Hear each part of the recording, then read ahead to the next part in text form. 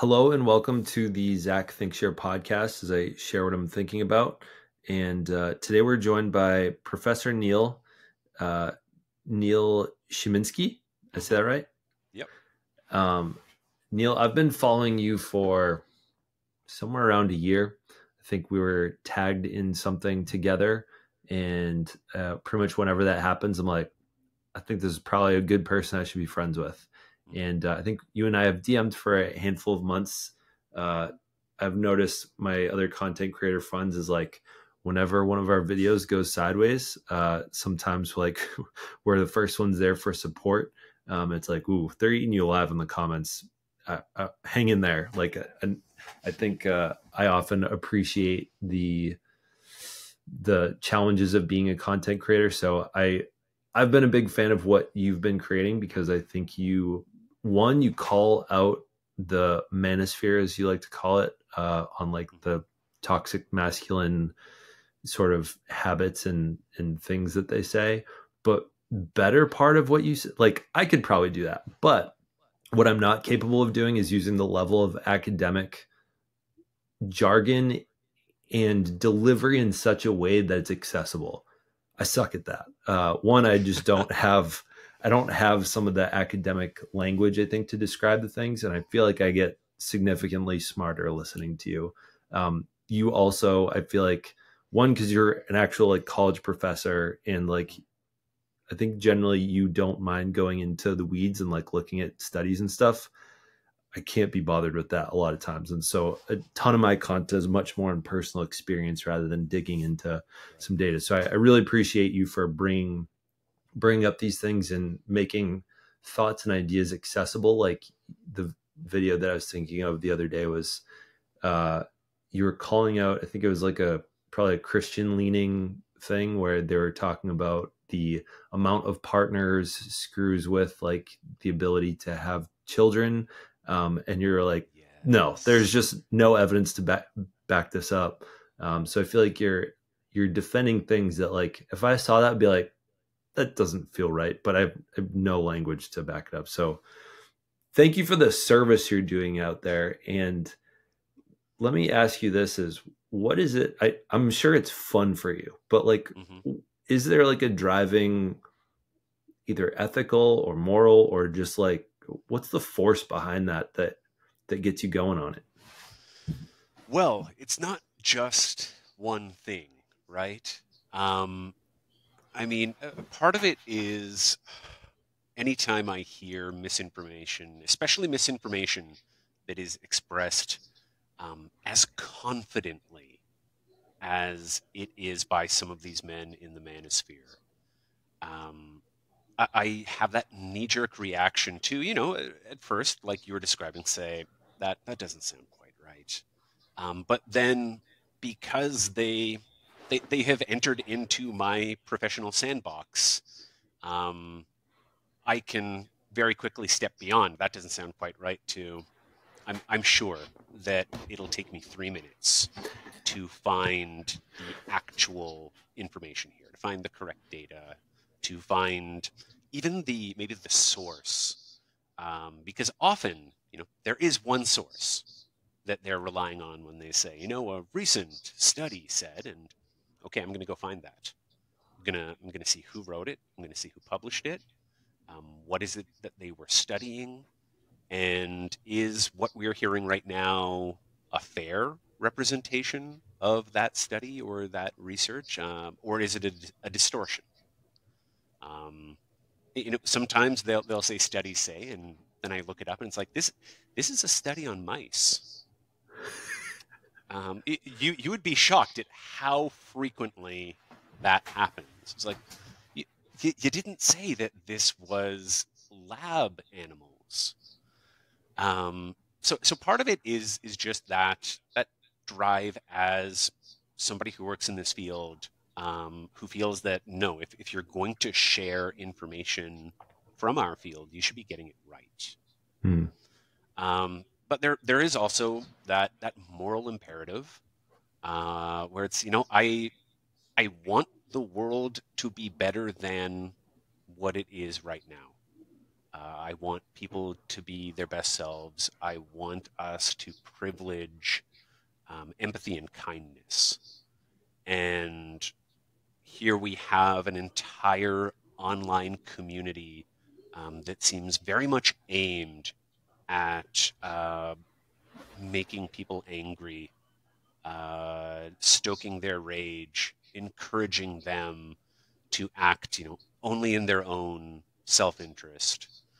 And so I also feel a very strong need to undermine their mission. Not just promote empathy and kindness and love and care for one another, but also to reveal that the emperor has no clothing. These men do not know what they speak of. It's super fun just watching the level that you're able to like tear them apart what looks like quite effortlessly. One with like the 3-minute Google search, which I'm sure you've gotten increasingly efficient at, but the words you're able to use to describe like the mishits. I feel like one of my greatest hits of watching you was the canned pumpkin guy. And the only frustrating part I find about your videos is that you don't tag like the original creator in it.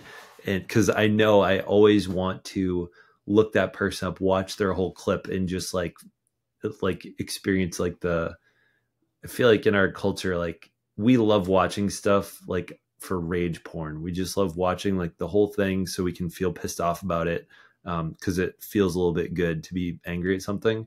Why is it that you don't tag the original creators and things? So there are actually two reasons for this. One of them is entirely self-serving, which is when I have tagged the original creators in the past, I did do that originally. It made it very easy, especially if they had a strong following themselves, for them to flood my videos with comments from their followers. Would make the comments incredibly unpleasant spaces for the people that followed me. So I felt, I had not considered that. yeah, there were videos where, I would spend half an hour just blocking people. Incredibly unpleasant, and so you do lose something. You lose access to the original, for people who like to be certain that I'm actually representing the people I'm responding to fairly. I can appreciate why they would feel that's a loss too. But it just did not seem worth it to invite that sort of response. The other reason for it too. I'm going to guess this one real quick to see if I'm right, because I thought this was going to be a reason one, which is like, I think sometimes you're probably going to be the bigger creator. And by putting a spotlight on someone that's putting out crappy information, you're actually like the amount of press Andrew Tate got from people disagreeing with him. Actually, he just like soaked up all the attention from that. Is that reason too? That's part of it. It's the traffic that they get, right? And that traffic can benefit them. Because, as you're describing, the algorithm doesn't discriminate between whether we are paying attention to somebody because we love them or we hate them. So they could get a boost in that way. The other reason that, the traffic can be a problem, though, is that it can actually, especially in cases where the person I'm responding to, I think, sometimes they're well-intentioned. Sometimes, don't get me wrong, they are just evil. But other times it's somebody who is coming from a place of wanting to be helpful, and they're misinformed, or their own ideological biases seem to be interfering with their ability to interpret the information. I have a large enough following that I have received messages from people who say, hey, look, people have found me from your video. This is really upsetting. People are leaving hate messages. They're saying, you know, in one instance, I had somebody who's saying, they keep on telling me that they hope my girlfriend leaves me. And she's upset now. So I'm also trying to account for the fact that, you know, once somebody watches my video, I don't have any control over what they do next. And some people will make it a mission to go and find the person that I am stitching and let them know just how much they despise them. And that is much more difficult if I'm not giving you their name, I'm not giving you a link to the video. And I do want to be mindful of that. You know, I think there's a reason why Dan McClellan, who also makes response videos, he actually has a message at the beginning of every response video that he makes where he says, do not harass this creator. So specifically putting the call out there to say, look, I am not calling on anyone to dogpile. My goal here is not to start a wave against this person, no matter, you know, how misinformed we think they may be. So that's not my objective, and I'd like to keep us focused on, okay, like what are they saying here? What sort of harmful messages are they putting out there into the ether, without necessarily drawing attention to the creator themselves. When it comes to those like really crappy comment sections that people have dogpiled back onto you, have you noticed that it's more on TikTok versus Instagram? More recently, it is certainly more common on Instagram. I simply get more comments on Instagram. And you know what? One thing that I like quite a lot about comments on Instagram is that it's very clear that in the first couple of hours, Instagram is showing my videos almost exclusively to people that already follow me. Yeah. So I know in those first couple of hours that I'm going to enjoy reading the comments. Yeah. After that, who knows? Yeah. But yeah, the volume of comments is just so much greater on Instagram that it's much more likely to happen. The thing I always kind of go back on, because similarly, I try to be mindful, I think, of like when I'm kind of talking shit about somebody or like, you know, calling them out on what they have to say. Like recently there was this creator, she pretty much said, you know, I'm just going to say it that, you know, being a working mom isn't that hard. Like being a stay-at-home mom is not that hard. I think, and she's like 6 months postpartum. And I didn't do the disclaimer at the beginning. I'm looking back now that you've presented that idea. I think I wish I would have, but I did say at the very end, because, you know, I think I share a pretty significant amount of my own life enough that people are happy to pigpile on me and on my wife. And I said as a disclaimer at the end, I was like, I look forward to their follow-up video. I think most content creators, a good content creator, I think, is happy to eat crow when they recognize that, you know, maybe the message landed flat or it just wasn't heard or wasn't received well, or, you know, they recognize they use some language that they wish they could take back. I also try, I've done it a little bit differently now with, because Alyssa started making a couple of videos and she's felt the courage to join social media. Is I know I have probably tougher skin than her because I've made somewhere between 3,000 and 4,000 videos since 2016. And I've gotten a significant amount of, a lot of homophobic stuff actually back on YouTube in the day. A couple of videos talking about having a pride flag in my classroom. But I've slowly, one of the ideas I had was I always wanted to post things that I would just either stand by or acknowledge that I made a mistake, but keep the video up. And I'm curious, have you ever found yourself making a video and you've really debated whether to take it down? And like, what's your thought process around moments like that? Oh, absolutely. Yes. In fact, I took a video down, I think it was just yesterday, because somebody messaged me to say that, that I got a detail wrong. It was a video about um, the female body's immunoresponse to the presence of Sperm. sperm. Yep. Hmm. And I was responding to a video where somebody greatly exaggerated that response. And I pushed too hard in the opposing direction, and made it sound as if there is no immunoresponse whatsoever.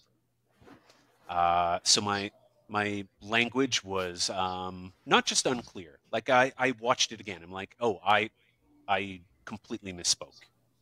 That detail, it does sound like I am saying there is no such thing as an immunoresponse. That's just wrong. So I've removed that video from TikTok. I don't think I removed it from Instagram, but I probably should, because I don't want misinformation out there.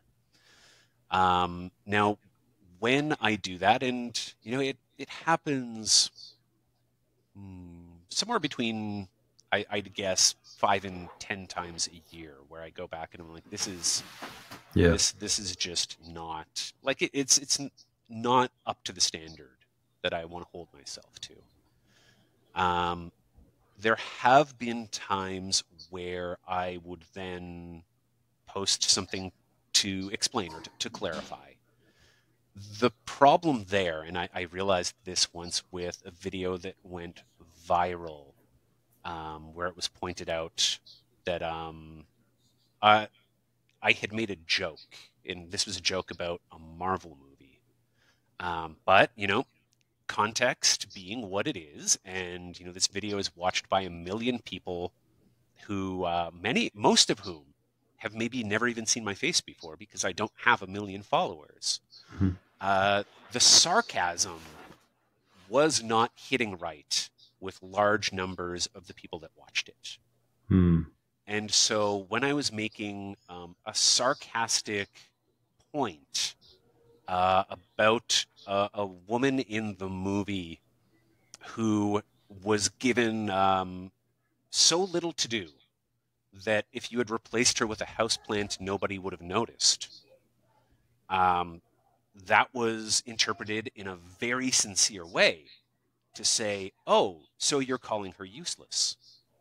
You think this woman is useless. Like, how dare you? Versus you were actually calling out maybe the filmmakers and the way that they cast the character and the way that they should have been based on the comic books, and saying, look, this lady has value. The way that they cast it, the way that they shot it and directed it and edited it. And the way that her character is written.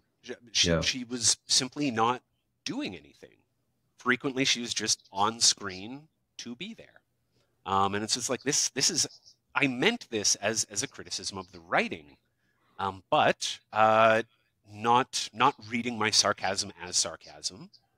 I can absolutely see how somebody, especially if they feel some great affinity for this character, for this movie, I can see how somebody would perceive that as an attack.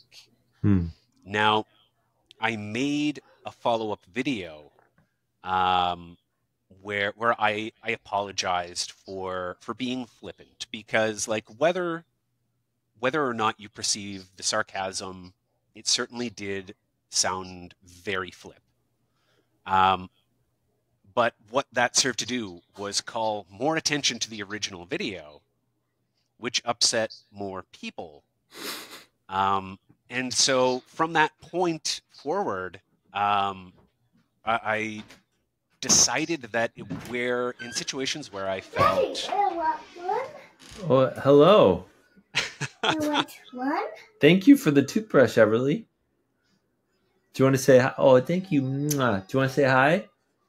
No. Okay. All right. Bye-bye. Yeah, more. Bye-bye, honey. I'm going to enter that phase again. I thought I was, I thought I left it behind years ago, but I have a 15-year-old and I have another one on the way now. I saw was that meant to be direct? Was the one where the shirts were like puffing out too far? Was that like meant to be mostly like a pregnancy announcement video? Oh, yes. Yeah. That was our our friends online already knew, my I'm in a content creator Discord. Everybody there had already found out, but I thought, let's do a cute little public facing video too. A content creator Discord. So do you shoot the shit on the regular with a couple of other content creators, almost like this, but in a more passive way? Yeah, so it's largely the most active people actually are academic content creators, academic and other professionals. So um, professors, psychologists, lawyers. That wasn't even by design. It just happens that those are the people who are the most active, and it's a nice place to complain. Hmm. You need those venues, right? I think that the recent topic that we were all ranting about was, you post something about a given phenomenon, and so here the inspiration for this conversation was a video that I made where I was talking about gym culture and bodybuilding. Mm-hmm. As being having very close ties to patriarchy.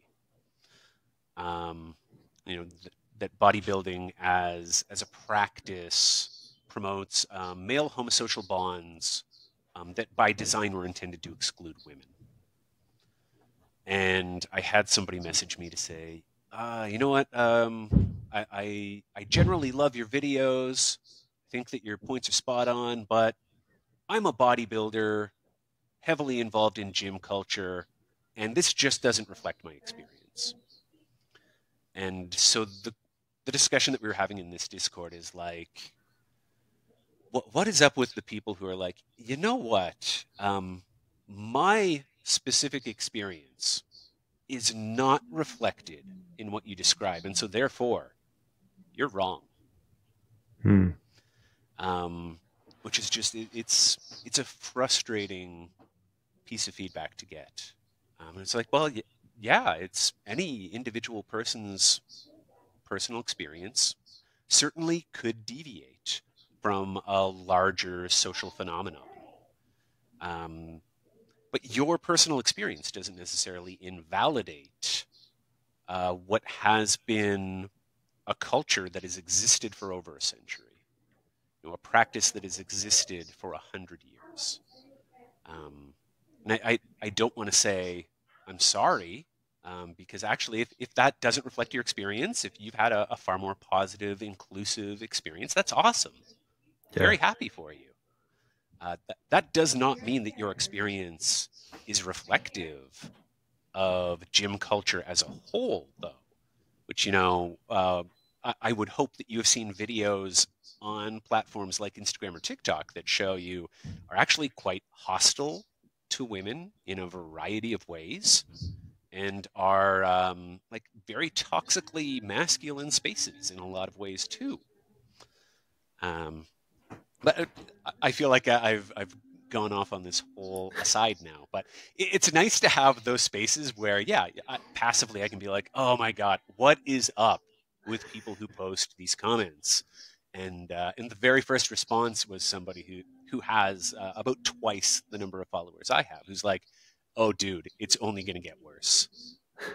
It's like the larger you're following, the more people who are like, I think you're wrong because I haven't personally seen it. Yeah. I want to pivot for a second because Sure. So Alyssa and I'm kind of ashamed to say that it took till January this year to watch Barbie for the first time. We watched it again last night for Valentine's Day. And I think it was one, I wish I had watched it all the way back in last July when it came out. There's just so much content I probably would have made out of it. Now it just feels like it's not nearly as topical, but I'm really curious as to what your take is on kind of the experience that Ken goes through in the movie, because this definitely, there are a lot of moments where like I'm like trying to trace the jargon of like patriarchy, and I think you understand it on a better, like more in-depth level than I do, honestly. I know that I'm pretty sure I can pretty closely quote that part that Barbie says when they like come to the conclusion um after America's like monologue mid movie, and she's like, if we call out the cognitive dissonance of what it is to be a woman inside the patriarchy, we take its power away. I think I actually understood I can like that sunk in.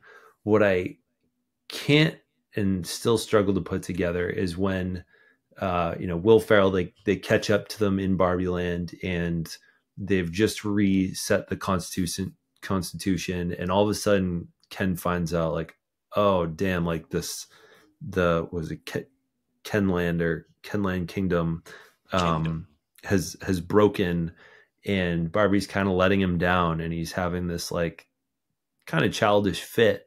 And she's like, well, who are you? Like, you don't have to be without me.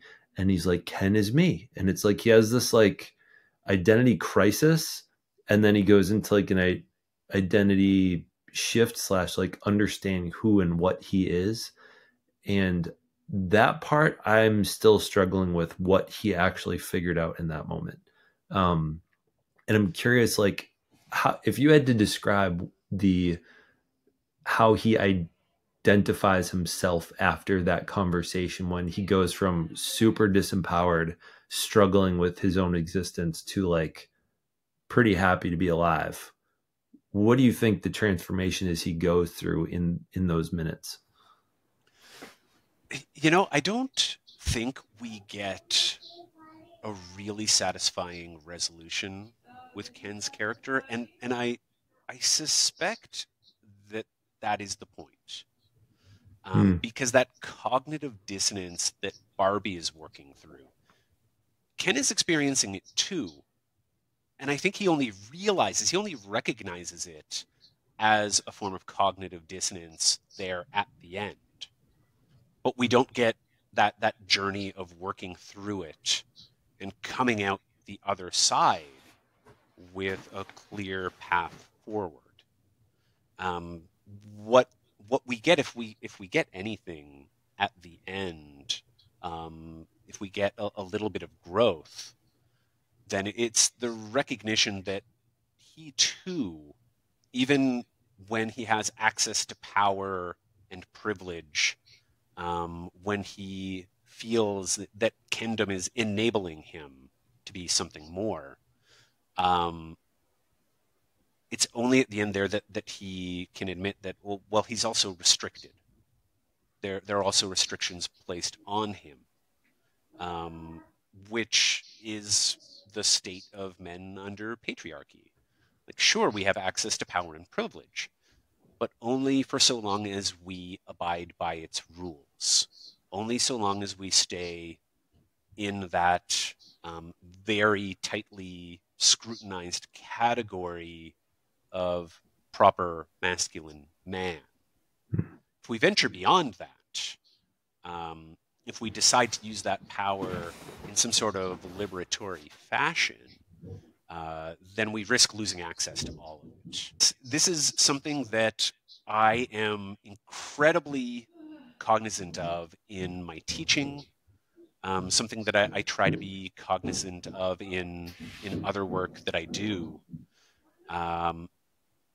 where it's I want to show men that we can push the boundaries, that we can take on roles and qualities and develop abilities that are more commonly associated with women, with femininity, while also knowing that if I push some people too hard too fast, then I will lose my authority in their eyes. It will go from here. We can expand what is possible, what is permissible. We can welcome in other aspects of humanity that aren't commonly associated with men. I can make masculinity a little bigger for them. But if it's like, no, we got to explode the whole thing, we got to start over from scratch, people will shut down. They'll shut down and they'll say like, no, oh, I get it. You're a lunatic. All right, bye. And so at the end of the Barbie movie, I think, Ken is still coming to terms with defining the problem. And I think that's probably one of the reasons that so many people were eager for a sequel, because like, okay, so what does tomorrow look like for Ken? Because we don't know. Yeah, because we know he has the shirt that says "I'm Ken enough." But what does that mean in his head? And as I actually asked Alyssa to pause the movie so I could like speak a thought out loud, not even necessarily to communicate it to her, but to communicate it to myself, to see how it, like, I think whenever I shoot my videos, I end up shooting them almost always twice, because the idea I have to hear my own idea out loud. Sure. And when he was like, there is no Ken without Barbie. And then she's like, no, there's Ken and there is Barbie and there is Ken. And then he like gets validation of his role. And then he like goes and like bends her over to kiss her again. And she's like, no. And that was the moment I asked Alyssa to pause, and I said, what I think he's experiencing is he's like a mime bouncing off the walls of, I think what's been, I don't know if this is a popular term, but it seems to be the manbox of like the different possible roles you can be as a man. And one of the things I experienced, which feels like maybe an odd parallel, but a little over a year ago, my hair was growing out and I wanted to let it grow out. Part of it is that our daughter now has like some pretty decently long hair. She's 2.5, and I didn't know how to take care of it. It was getting to the length that my understanding as a short-haired person for all my life was no longer sufficient to take care of it. And so I said to Alyssa, like, I think I want to grow it out so I can better understand like how to take care of long hair, like what the experience is like. At least like I don't have to do this forever, but like I'm happy to go through a phase for a learning process, an empathetic process. And she's like, that's a stupid reason to grow out your hair. And I was like, maybe. She's like, why do you really want to grow out your hair? And I was like, she's like, how do you want it? And I was like, honestly, I want it in a way that I know how to take care of it, but like I only know how to take care of it because I was never introduced to another way. So I don't know if I like long hair. I just have no experience with it, and that's what I've always been told. And it was like almost felt like a moment of seeing the man box choosing to pass through its walls of like, I'm going to try out long hair because I want to try out long hair, not because it's a feminine thing, not because of any other reason, but because I've never tried it.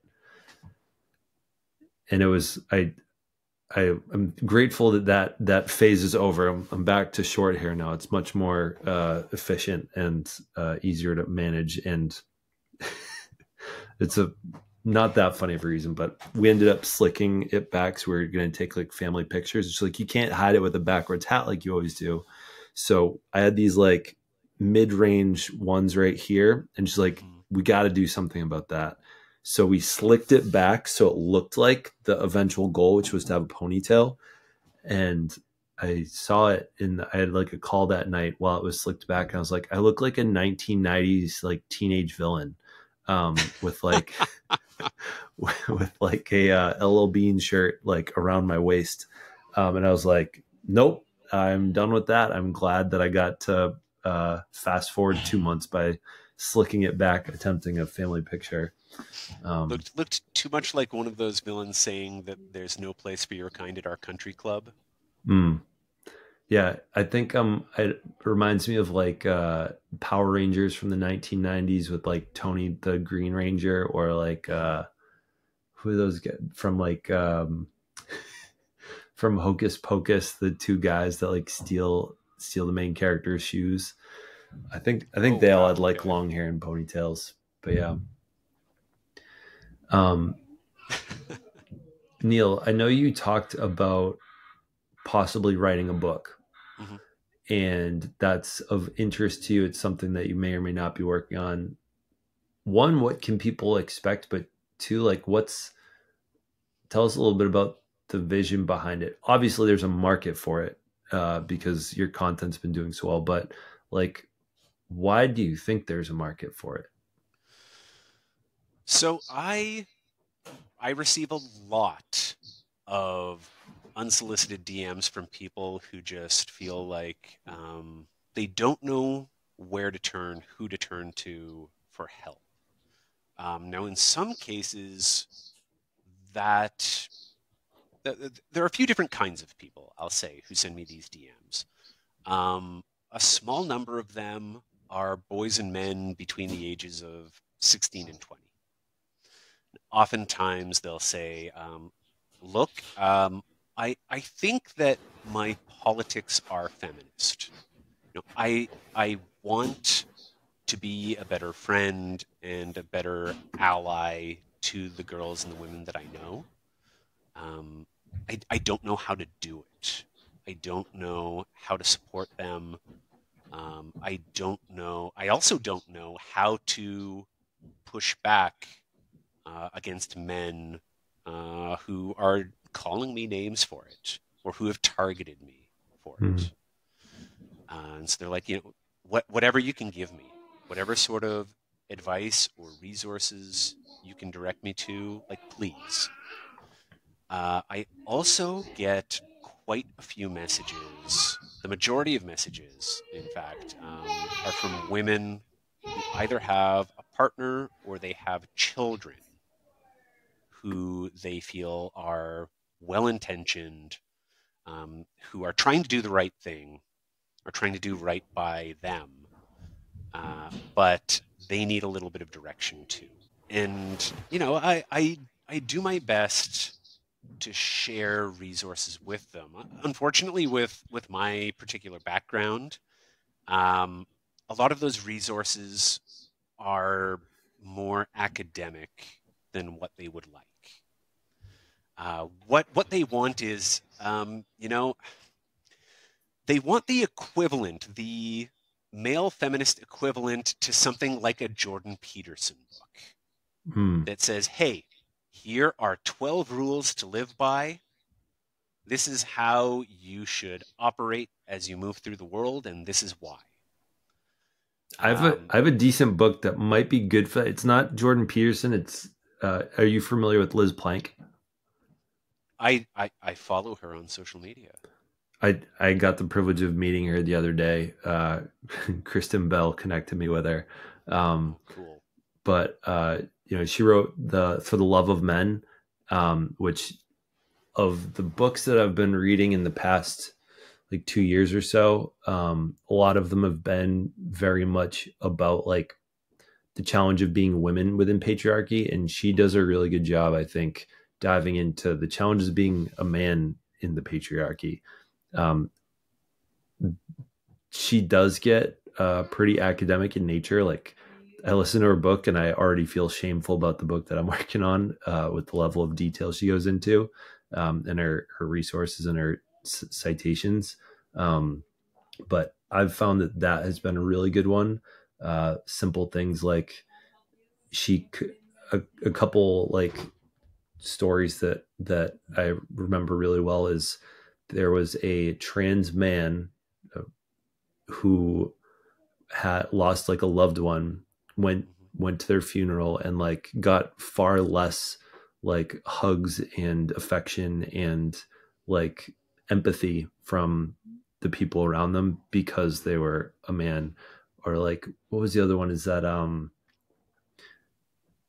and no, this is how I always preface my stats and quotes in podcasts, because I know I'm going to get it wrong. As I say, I know I'm going to get the stat wrong. I remember being wowed by it, and don't trust the number, but trust that there's some level of wow factor around it.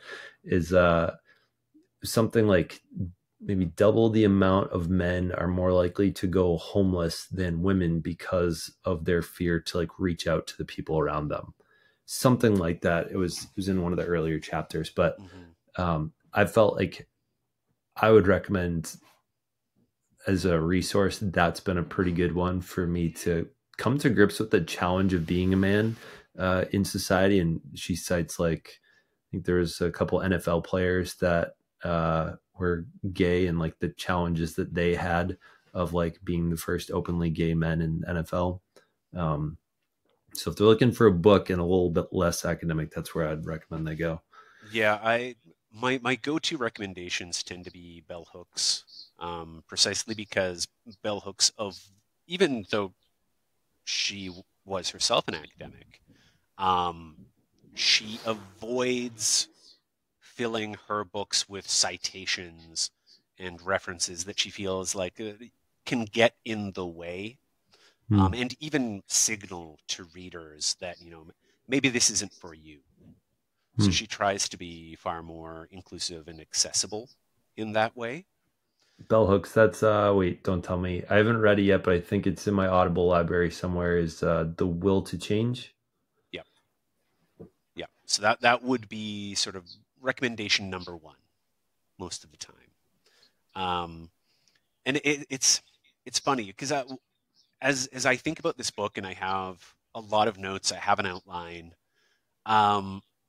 I have to put aside my distaste, like my knee-jerk distaste for like the self-help category.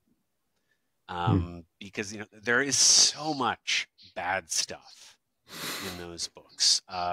So many books that look like they were written to like exploit vulnerable groups, right?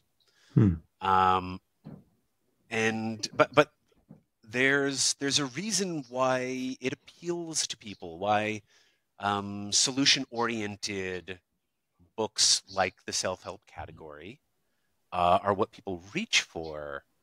And as much as my own inclination is to, okay, I start with the background. I have to establish the existence of the problem, and I have to tell you why the problem exists, the various factors that need accounting for, before we can get into, okay, what are the concrete constructive steps that we can take to remedy that problem?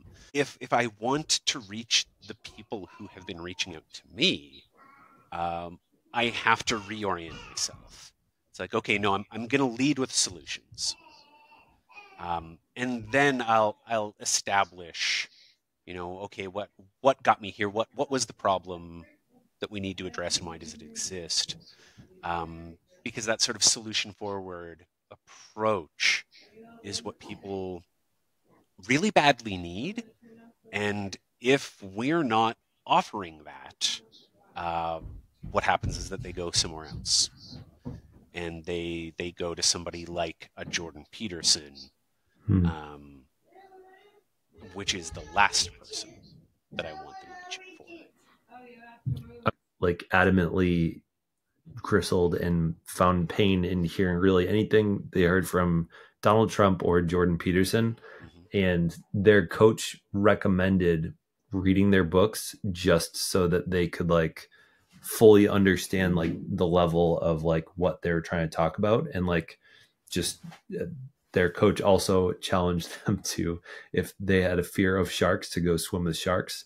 So it was interesting enough to hear that. But I'm curious, have you dove into Jordan Peterson's work at all? I have not. I've read parts of his big book, the 12 Rules to Live By. I've read pages of it. I could not bring myself to consume more than like 2 pages in a single sitting. He has this rhetorical approach that seems to be characteristic of propagandists, honestly. Which is one of the reasons why I recoil against this style of writing, where he opens with a truism of some kind that honestly nobody can argue with, or that it's very difficult to argue with. And that's how he gets the buy-in. So, his 12 rules to live by, he has one that's like, always clean your room or keep your room clean. It's like, okay, I can't see any reason to say like, absolutely not. No, we should all live in mess. Chaos is wonderful. It's like, oh, there are always exceptions, but generally speaking, keep your room clean is good advice. And so sounds like a Trojan horse for like some like deeper seated BS that comes after it. Exactly. And that is his rhetorical style. I'm going to start with something that you should agree with. Like, who could possibly disagree with me here? And then you get, 1,000 words in, and you've been nodding along to start, and he ever so slightly keeps pushing toward a takeaway that is very different than where we started. But it's like, okay, if you agree with premise A, then let me introduce an analogy. Like, isn't it a lot like this other thing? And if you can follow me along that path, then let me take you to, and like, wait, whoa, how did we get here? And that's the sort of thing that I feel like I can recognize with like the background and the training that I have. But I know that this book is very popular among 13-year-old boys. And are they just eating it up? I knew that his book was popular, probably a bestseller, but like I didn't realize that it was like popular among that age group. I don't know really any of the things in the book. I've watched enough of his like content, people reacting to it to have a feel for it, but that terrifies me a little bit. He and Andrew Tate, I didn't have a great understanding of just how popular they are among like middle schoolers until talking to my daughter about it. When she there was a graduation ceremony for 8th grade, and each of the students were asked to choose an inspirational quote. The two most popular people for boys to quote were Andrew Tate and Jordan Peterson. Dear God. And you see their name appear once. There was a slideshow at the ceremony. And it's like, whoa, that I didn't expect that. And then it happens again and again and again. And I sat down with her afterward, and I'm like, they are really popular, aren't they? And she was saying like, oh, all the boys love talking about Andrew Tate. Andrew Tate is their hero. What? And like, of course, I knew that, like, obviously their audiences are mostly men, and they are mostly younger men. I didn't think that their penetration was reaching age, yeah. kids that were that young. Wow. And so, like, the need for somebody. Yeah, what the fuck? This is supposed to be a fun podcast. Now I'm just like disturbed. Right. Yeah. The need then to have messaging that is as accessible to people that age is actually really dire. Like, we need people who can also reach 13-year-old boys. Since talking with your daughter about that, have you come to any conclusions or hypotheses around why you think their message resonates down to such a young age? I mean, can't discount the fact that they make what they talk about seem really cool. Whether that is the way that they style themselves. We have two different extremes of like. Peterson talks very openly about the performance of his outfits, that he wears increasingly garish and over the top like bespoke suits, which is its own display of this like excessive sort of like the same sort of fantasy that I can imagine a 13-year-old boy having, where it's like, oh, hell yeah, if I have to dress up, I am also going to wear this red and blue asymmetric metallic suit. That looks badass. It's dressed up, but it's not what my dad would wear. It's not what my mom would want me to wear. Or, Andrew Tate bragging about what he does with his fleet of cars, smoking cigars, and I think the less said, the better about him. But I can see just that superficial appeal that they hold. To say nothing of the fact that, what I always say about the manosphere in general, and folks like Peterson and Tate in specific, is that they are tremendously good at stoking fear, at taking something that is actually rather mundane and commonplace, like standard anxieties around puberty and coming of age. Something like, hey, it's difficult for me to talk to girls. And spinning that into a conspiracy that women have against men like you, against boys like you.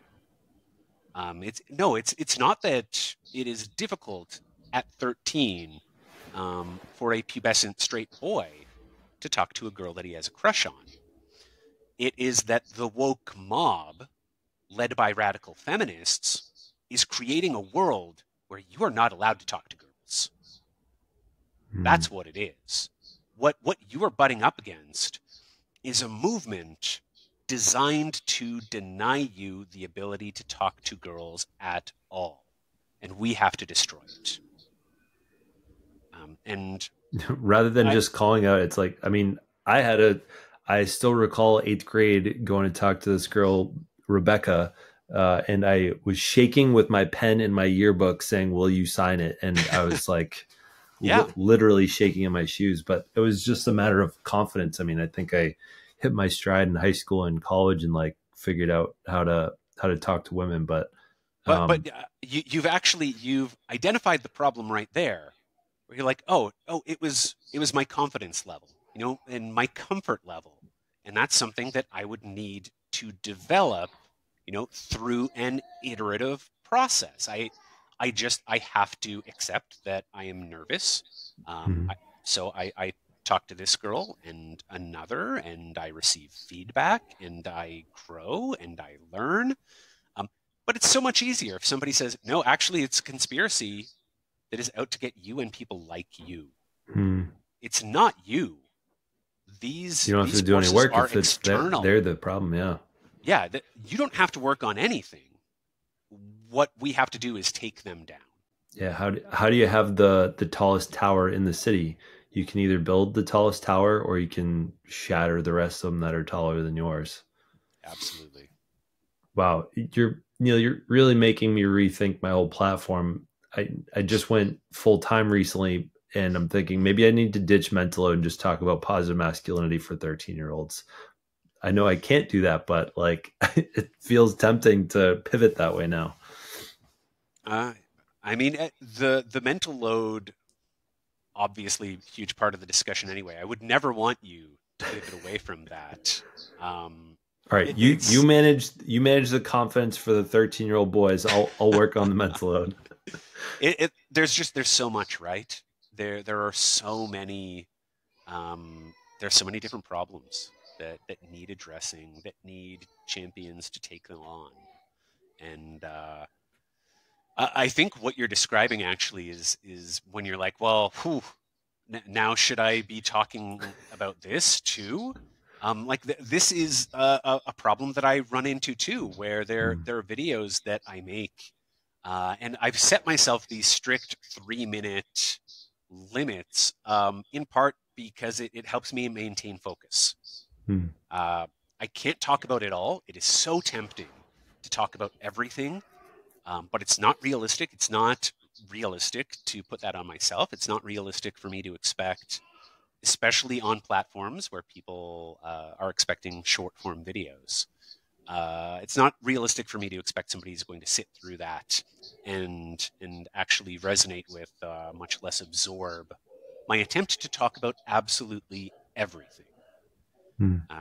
It's a problem that I have to fight in my teaching too. You know, if I have 2 hours to talk to a group of students, I'm also tempted to talk about everything.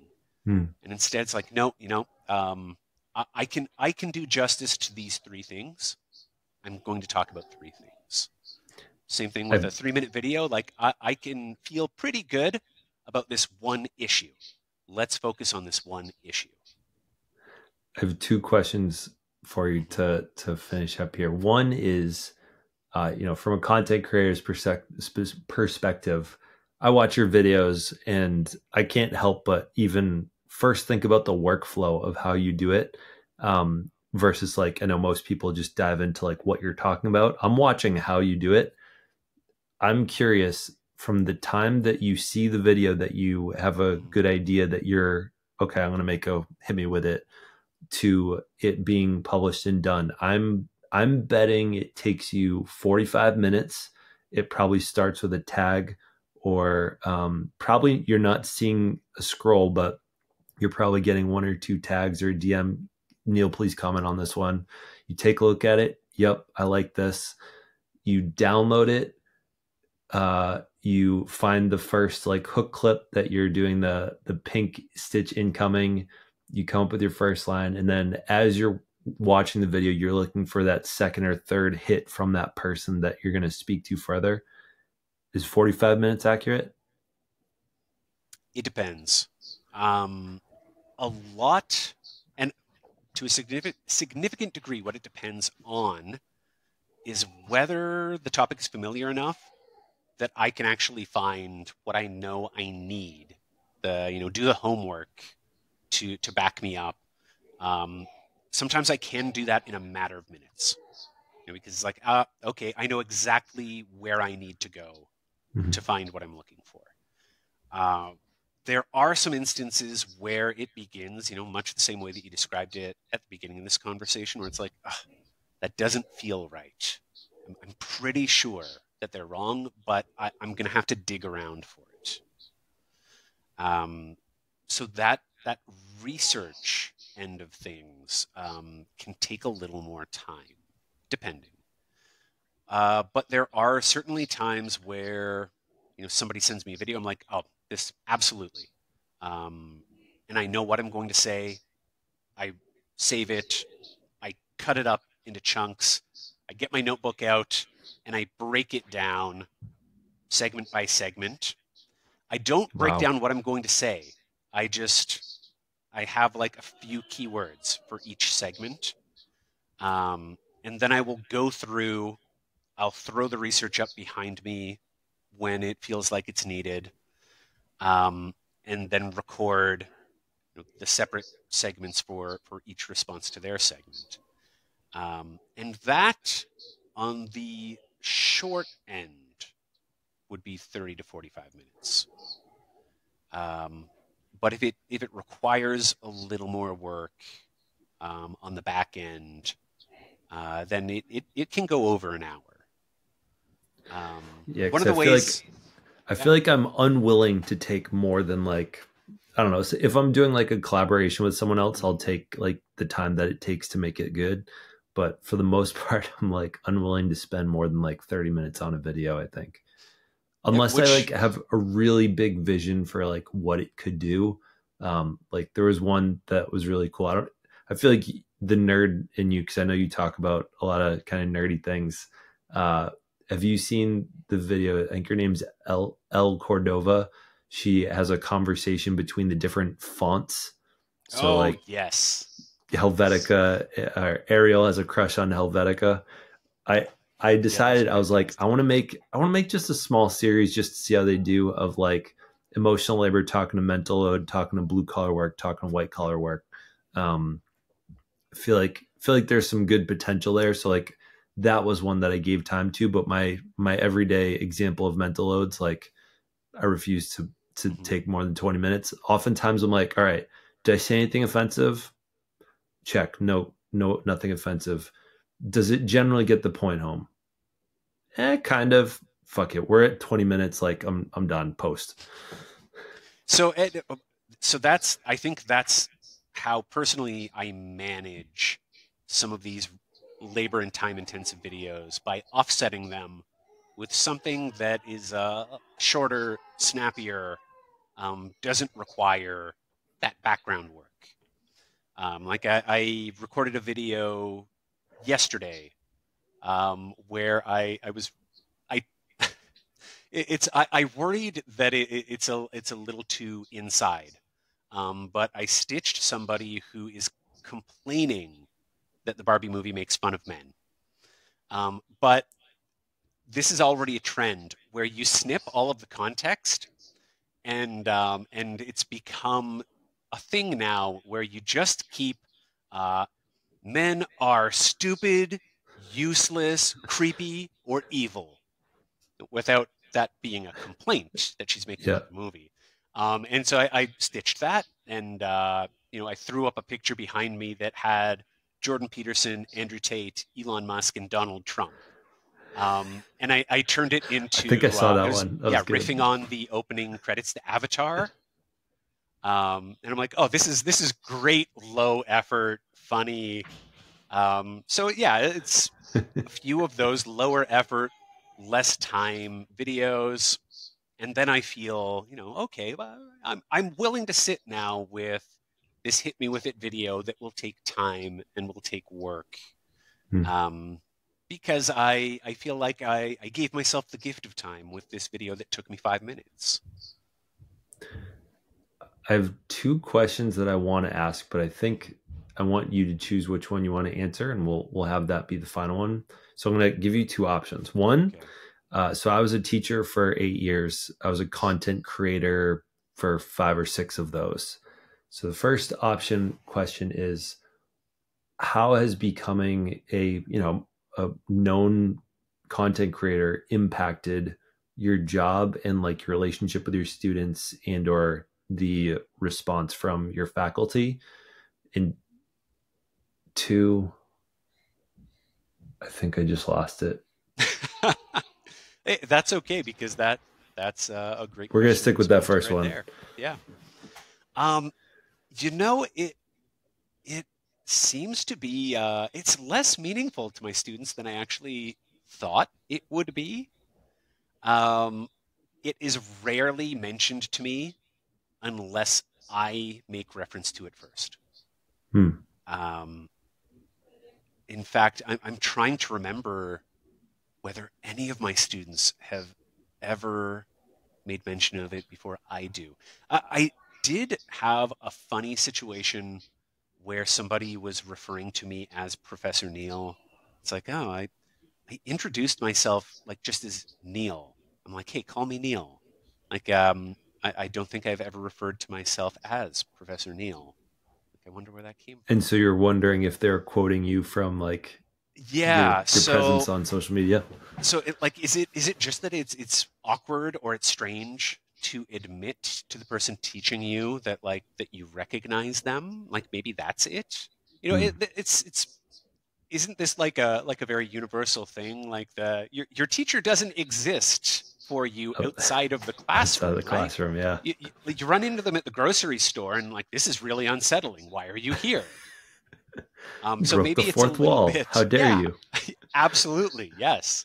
So I think it might be a little bit of that they just would not tell me if they had seen me. So it hasn't really had an effect there. It has had more of an effect professionally, because coworkers, administrators are much more willing to say like, "Oh, hey, I saw a video of yours.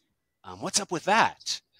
I recently had a meeting with like the provincial president of my union. It's like 200,000 members. It was like, oh, hey, I saw some of your videos. Can we talk about them?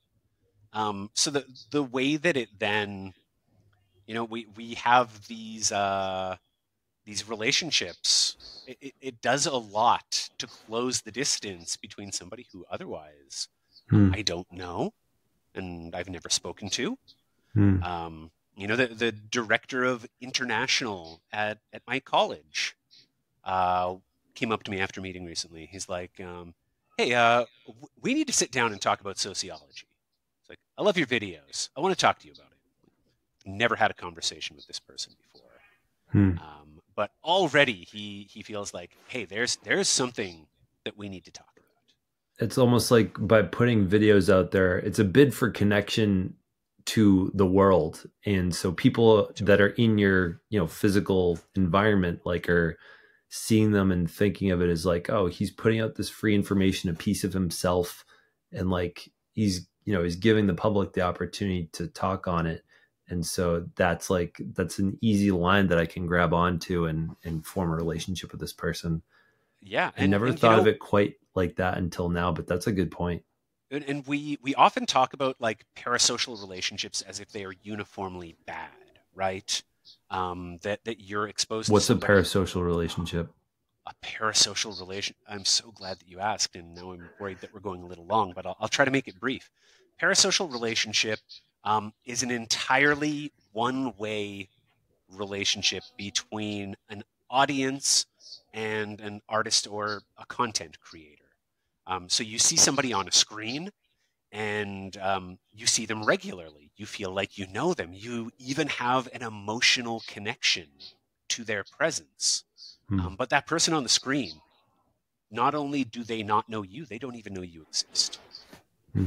And so parasocial relationships, think of celebrities and fans. Fans have a tremendous investment in that actor or that character that the actor can't even reciprocate. They're not aware of you. And to the extent that they do acknowledge you, it's like we're talking about a difference of several magnitudes in familiarity and intensity. And the focus in, for instance, something like fan studies, which is where most of the discussions of parasocial relationships emerged, at least in the scholarship. Parasociality is often described as like something that should concern us. Like, we derive benefits from it, definitely. The reason that we are fans of particular people is because it's satisfying. We get enjoyment. We find communities of other people who enjoy parasocial relationships to that property. But we have real community. We have real relationships with other fans. But that parasocial one, it's touchy because you do, in some cases, you have an emotional connection to a character that is not even real. So it goes beyond the actor, the real person. But now it's just a performance. And what happens if they let you down? What happens if that character ceases to exist? What now? And we know that it can be pathological. That reminds me of, so I mean, I'm sure you know by now. So I offer services to work with men to help better understand mental load, and oftentimes, like, I'll get on a call, the guy will be like, yeah, I'm pretty interested. I think I need to talk to my wife about this. I'm like, sure, that's great. Let's schedule a follow-up call. Would you like your wife to join? And since most of the guys that find me have already been sent my videos to them from their wife, so I know that their wives are already aware of my existence. And I remember one time being sad that a guy's like, oh no, she doesn't want to do that. She doesn't want, she said something about like, never meet your idols or something like that. And I was like, sure. I think what was being pointed to is she didn't want to break the parasocial relationship that she has with me and possibly breaking that positive experience and finding out I'm some different version of what she had hoped. Absolutely. So yeah, you're getting at like how complex parasocial relationships can be here. And there may in fact be very good reasons that we want to maintain the distance of a parasocial relationship. precisely for that reason, we don't want to be disappointed. But a very a significant amount of attention that's paid to parasociality is when it turns pathological, when it turns into stalking, obsession. Whether that stalking is online or even in person, and can result in violence. But parasociality has these good things too, where it and I say good from my end because often for the content creator, the parasocial relationship is like a tremendous source of anxiety. I am very aware now, particularly when I'm in large cities, that I am moving through a space where I am encountering multiple people in a day who recognize me, who know me. And not only do I not know them, but I don't know who they are, except through like little micro cues in a lot of cases. I was in Manhattan a couple of months ago. I went for a walk, and twice I got the exact same double take from two different people. And it was that look because they thought they saw James Vanderbeek. Well, they certainly thought they saw somebody they knew. And so I got like the hey, and then they pulled it back. Because in 2 seconds, it looked like they ran through the process of, hey, you're familiar, I like you. Oh shit, I just remembered why I recognize you. You have no idea who I am. I'm going to keep walking and pretend that never happened. Wow. And that can. So I got recognized 4 times. I've been recognized, I think 4 or 5 times in the past 6 months. And like someone, the coolest one was my friend kept telling me I was famous, and I was like, I haven't been recognized in public yet. Or like, it just happened like a coincidence. I was wearing my exact outfit that one of my viral videos, and I was in public. And like, I told him this like 10 minutes before we stepped out. As we're stepping out, we've been outside of this door for 5 seconds. This girl walking by just looks at me like, hey, Zach, I really like your videos. Keep making them. Like, just walks by and like acknowledges my existence. Like, she didn't even change the cadence of her step. But I walk around, like, I made a video recently how I was on an ego trip the other day, because I was like, I don't have merch, but like I have things to identify me with. And I was in Austin, Texas. So I was like, all right, I can get recognized in my home state. How famous is 350,000 followers on Instagram? Like, do people, like, would someone recognize me? So I had my shirt that said Recovering Man Child on it, and I walked around, probably looked a little dumb with my chest puffed out, hoping someone would recognize me, honestly. And I was just so curious as to if someone would notice me. I've not experienced what you just described, which is someone does a double take, and you can watch in real time them saying, wait a second, this is a parasocial experience. Yeah. They don't know me. Okay, I'm not talking. And Alyssa tells me all the time, sure, 4 or 5 people have acknowledged you and thanked you for your videos. How many are not saying anything? And that's what I would love to know. Let me tell you a story, and I don't know if you want to wrap it up after this. I can tell you a story about this. I was in LA last summer. My wife and I and my daughter went to an improv show. And I would have left that show telling you, oh, nobody recognized me. But as my wife was standing in line for the washroom, or I should say bathroom, I only recently learned that washroom is a Canadianism.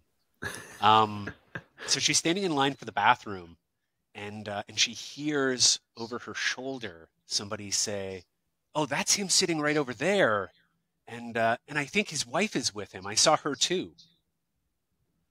And she only overheard it because they didn't know that she was in earshot. They never said anything to me. There was no acknowledgement. And yet that conversation is occurring. And not only did they recognize me, they recognized her. And that is in one of those moments where I'm like, this sounds like it was just positive. Sounded like it was a discussion between 2 people who know me and like me. God forbid it should ever be a conversation between people who know me and dislike me. But yeah, Yeah. Alyssa's absolutely right. This is happening. People are recognizing you. And they, I think, wisely recognize that it would be too weird to tell you that. Although that said, I did have one day where 2 people introduced themselves to me within 5 minutes of each other. Wow. And the first had not seen, or the second had not seen the first person do it. So it was just 2 people who were like, "Oh, hey, you're that guy from the internet. I love your videos." So, you know, I mean, some people I have fully that welcome it. chutzpah. When you say that, you know, they don't want to interact with you wisely, why do you think that that's wise for them? You know, I say that wisely, not because I would be offended in any way. I like that we are at a point, though, where people can recognize, and, you know, maybe this is also because it's LA and, you know, somebody that you recognize from a screen is a dime a dozen there. But they recognize the possibility that somebody could have a boundary there, that they could react poorly. And so for their own sake, I can appreciate that they would want to play it safe. So not introduce yourself to somebody who is at a show that you have all paid to access, who's there with his family too. I wouldn't react poorly, but I can absolutely imagine a world in which somebody would. And better safe than sorry, right? Yeah, that's a good point. Yeah, it sounds like you're a more humble person than I am. I'm all for people approaching me and taking selfies with me and tagging me in it. The one thing I've noticed is all the time, like, I'll even be, I have this consistent curiosity similar to this of, like, if I'm walking by, you know, 10 moms in a supermarket, I'm thinking there's my views overall, like if I counted all of them up, I think they're somewhere between like 60 or 70 to 100 million views. I'm pretty sure the odds are they've at least seen my face before. They might not follow me, but they've probably seen my face once before.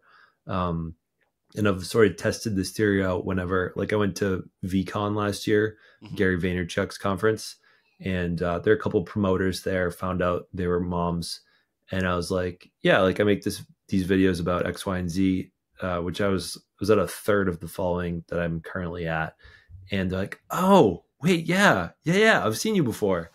So I think a lot of people have it. I'm so curious as to, like, how many people have actually seen me before.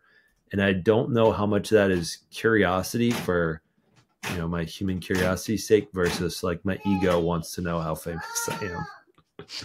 You know, I'm not going to make it. I don't want to give the impression that, you know, I am not curious about this either. That I don't find it really fascinating and fun. Honestly, it's fun when somebody is like, oh, hey, I recognize you. I love your videos. But I like the fact that I am aware that there are people that recognize me and think, you know, I don't want to run the risk that I am harassing somebody. So I'm going to be hands off just as a rule, which I do think is probably a good approach in general. I will also add here that when I am out, I rarely wear my glasses. If I did like want to be recognized, yeah, if you know, so if I go to a conference in the future, I'm going to be wearing these. I'll make a point. Like, I know that it's one of, like, my signature visual elements, right? Yeah. So I do wonder if part of it is 99% of the videos that I post to Instagram and TikTok, I'm wearing the glasses. Yeah. If I were wearing them every moment in public, you know, would I actually get a lot more attention? Yeah, how many more clicks would you get in person, right? Yeah, and similarly, like, I wear this hat. I feel like by now I've worn this in probably, I don't know, maybe 100 or 200 videos by now that I feel like this is my most recognizable like thing. But fun fact was that I worked for a software company. Mm-hmm. I met this guy in person that I had been on Zoom calls with here and there for a couple months. I think I gave him a hug when I met him. Like, hey, Kevin, good to see you. Gave him a hug. He told me 3 weeks later when we were on a Zoom call again, he's like, Zach, I had no idea who was hugging me. You were taller than I realized you were. And I was like, who the fuck just hugged me? I had that thought actually when you said you were 6'5". I'm like, I wonder if the height throws people. Yeah. People, I think there've been a couple videos where I'm like standing in like a doorway or next to a fridge and they're like, oh, wait a second. Like, how tall are you? I can only imagine, like, I'm 6'1", and a couple of times meeting people in person, they've commented on how I'm just a bigger human being than they were expecting. So yeah, at 6'5", that is certainly enough to pose some recognition problems, I'm sure. Yeah. So I actually am going to ask the last question, but I know that there might not be a full answer to it. I figured out what it was. Okay. Is you're thinking about a book. I know you don't have any like free offers besides your very frequent, almost daily content. What can people expect from you in the future? I think the 13-year-olds need a better book. Not to say I'm sure Bell Hooks is great, but I'm also wondering if Neil Shuminsky might be a pretty decent author for them. What can people expect from you? You know what? I don't have a lot of specific plans, in part because there's a baby showing up in 3 months. How much can I commit to when I don't know how much of my time is going to be available, frankly. So aside from this book that I'm working on in the background, I think that I might be like fully committed right there. Work, the videos that I make, book, baby, and then I still have to like fit time in for my family beyond that, and time for myself. So I think that this next year at least is going to be incredibly jam-packed, just trying to keep my head above water. So no great reveals of new projects or plans, but there might be a bit of a shift in the videos that I am putting out there. Probably more videos where I have like a baby napping on my shoulder or something like that, right? Yeah. I've noticed that Pearl Mania now has many videos where he's just holding the baby, talking to his phone. Who? The baby's turned away. He's a political content creator mostly. Pearl Mania. He spends a lot of time like shouting about what's happening in politics. Gets like progressively worked up, and he'll have like his partner is like asking him questions off screen. So he's bouncing off of her, riffing on what she's giving him. It's a very funny dynamic. Well, my invitation for you from what we've said here is that I think I'm imagining you have a mostly woman audience. Mm-hmm. I think you should consider making a 2-page PDF on how you might recommend or book recommendations along with how you might recommend moms talk to their 12-year-old boys. I think that would be, if that might end up being the audience that your book might receive, I think that would be a good way to, from a marketing standpoint. And I know you made that post the other day, I think from what Carly Waters had referenced it, of like publishers are expecting you to be an entrepreneur, not just a writer, which I've been keyed into for about the past 4 or 5 months and started trying to build my email list and trying just to have like take some of my frequently asked DM questions off my hands as well. And just being able to say, hey, there's a very in-depth answer, 6 pages worth actually, for the question you're asking right now. So Neil, thank you so much for coming on.